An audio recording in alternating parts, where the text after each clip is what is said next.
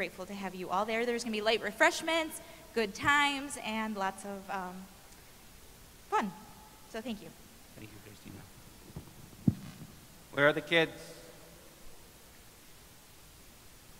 Everybody come up.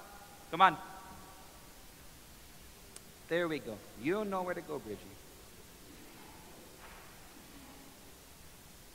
Come on.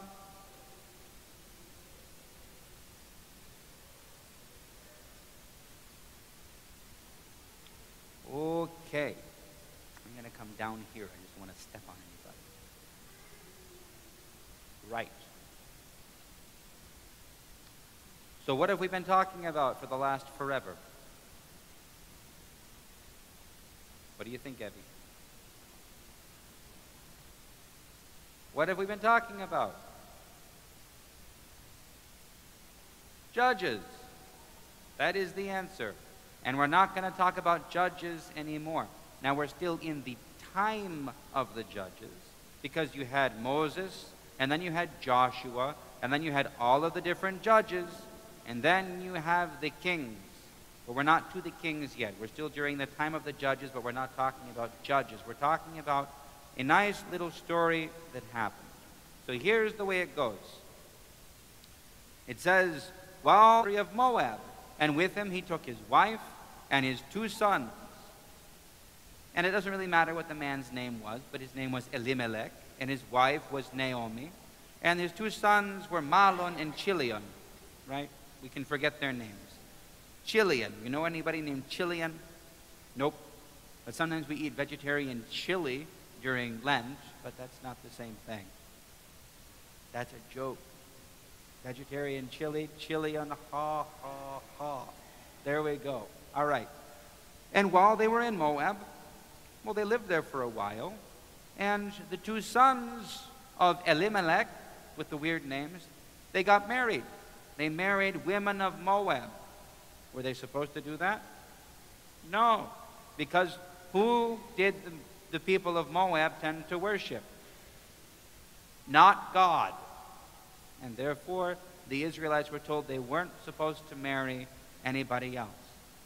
And then in the course of time, Elimelech died, and his 2 sons died. So they left just the 3 women, Naomi and the 2 daughters-in-law. And the name was, one was Orpah, not Oprah. Sounds kind of like Oprah. You know who Oprah is? But it wasn't Oprah. It was Orpah. Okay? But the name of the other one was Ruth. You know anybody named Ruth? No? Who knows someone named Ruth? Well, Ruth is a family name from me, so I know people named Ruth, and there's a reason for this, because Ruth is special. Because after the 2 husbands died, what do you think they're going to do? Is Naomi, this Jewish woman who's in a strange and foreign land, just going to stay there? I don't think so.